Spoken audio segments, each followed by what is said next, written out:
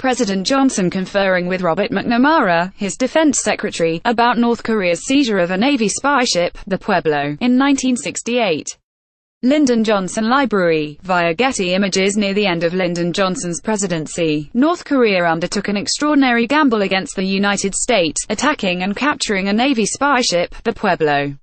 6 gunboats and 2 jets pounced on the Pueblo off North Korea's rugged eastern coast as it tried to pinpoint radar and other military installations.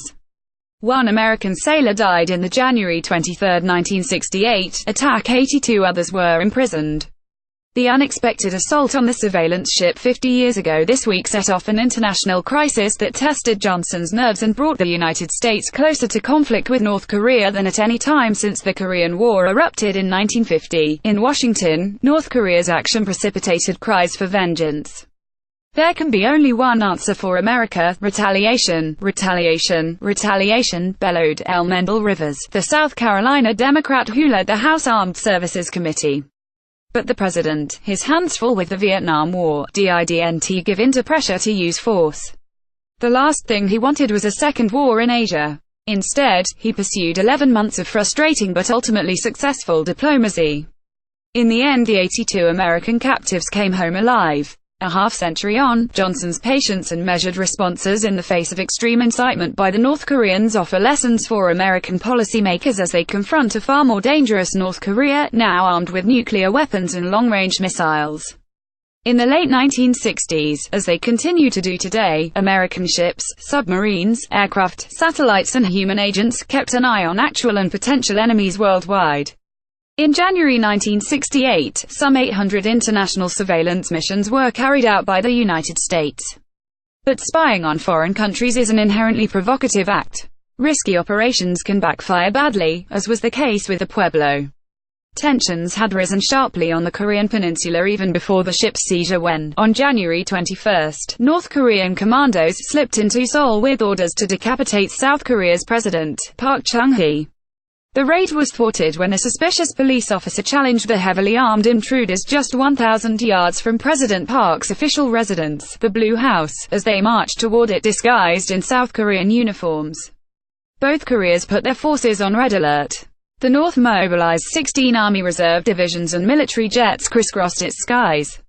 A badly rattled President Park began drinking heavily and contemplating a major counterattack.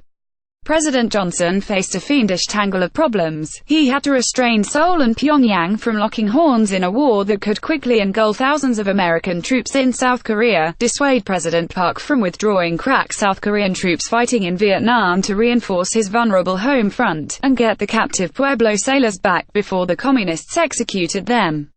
He began by rattling his saber as loudly as possible, both to intimidate the North and reassure the South. He rushed the aircraft carrier Enterprise and 25 other warships into the Sea of Japan, within easy range of North Korea, and 360 combat aircraft to bases in and near South Korea. The Pentagon prepared plans to hit the North with nuclear weapons if it invaded the South. Under one scheme, eerily codenamed Operation Freedom Drop, B-52s would incinerate communist troops and armor with atomic bombs. Another plan envisioned destruction of the entire North Korean Air Force, nearly 500 aircraft, with round-the-clock airstrikes.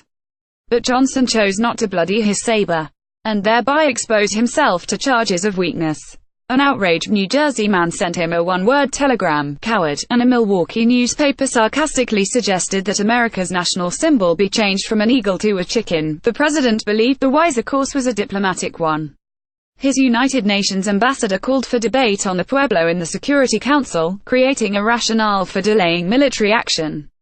To hold the South Korean president in check, Johnson gave him a cornucopia of military equipment, including 2 Navy destroyers.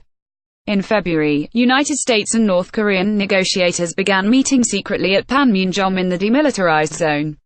The talks dragged on for months as the North Koreans insisted on an American apology for the Pueblo's espionage in their territorial waters. Washington said the ship was on a legitimate military mission in international waters. The Americans offered various alternatives short of a formal apology, but the communists stuck to their demand.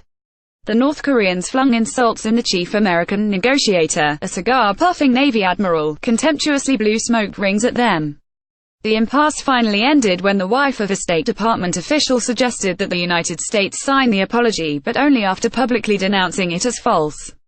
Some in Washington thought her idea for a pre-repudiated mea culpa was crazy. But Pyongyang accepted it and freed the Pueblo sailors, who had endured beatings, starvation and other torments. The crewmen flew to San Diego, landing on Christmas Eve 1968 as thousands cheered. One wonders if President Trump possesses sufficient reserves of patience and restraint to cope with North Korea's provocation today.